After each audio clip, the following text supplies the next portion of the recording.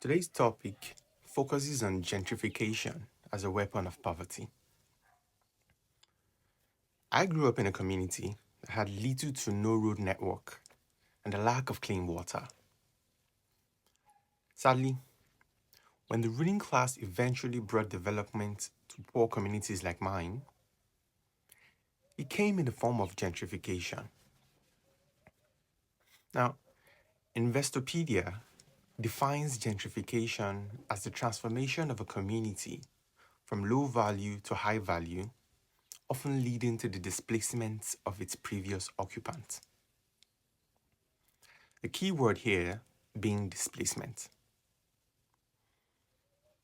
Because of complicated land ownership rights, government development projects often involve the demolition and possession of established private structures to be replaced with expensive and unaffordable buildings in poor communities. This sudden high cost of housing usually means that poorer indigents have to move away to the lesser developed parts of town, while the rich foreign owners, well, they take possession of the newly developed communities. This process not only displaces indigents from their homes, it also perpetuates cycles of poverty because the development is often not for the benefit of the locals. Moreover, the displaced communities are usually not compensated.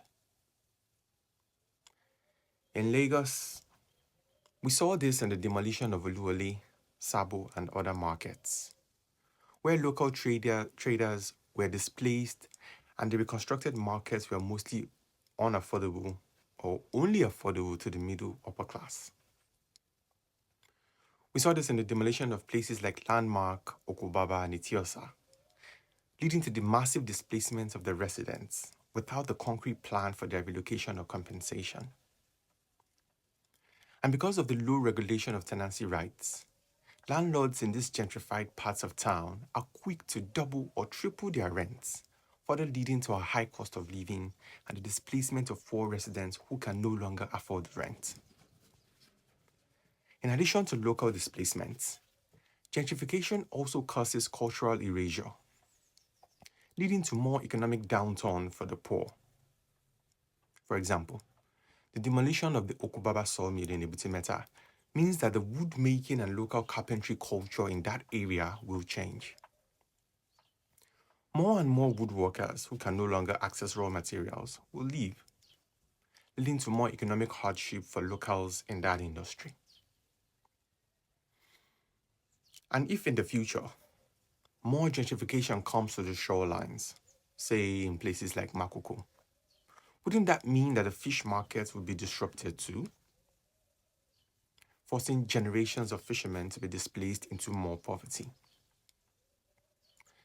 There is often also a major job mismatch between local residents and new businesses in a newly gentrified community, meaning the new businesses might hire from outside the community. A good example of this was during the launch of the new Ibitimeta railway station. A group of my childhood friends from the Alagomeji and Makoko communities went there for local employment opportunities and were turned away. It would appear that the train station did not openly invite local residents to apply for employment opportunities within. Since new businesses won't hire local workers and housing prices keep rising, more and more people in the working class find themselves packing their bags and moving away to cheaper, less developed communities like Ikorodu. However, this isn't a permanent solution because sooner or later, development by gentrification often finds them, leading to generational economic displacement and more cycles of poverty. Naturally, the use of all these instruments of weaponized poverty lead to a buildup of frustration and agitation among the people. The elites know this. They see a tipping point. So what do? They introduce distractions.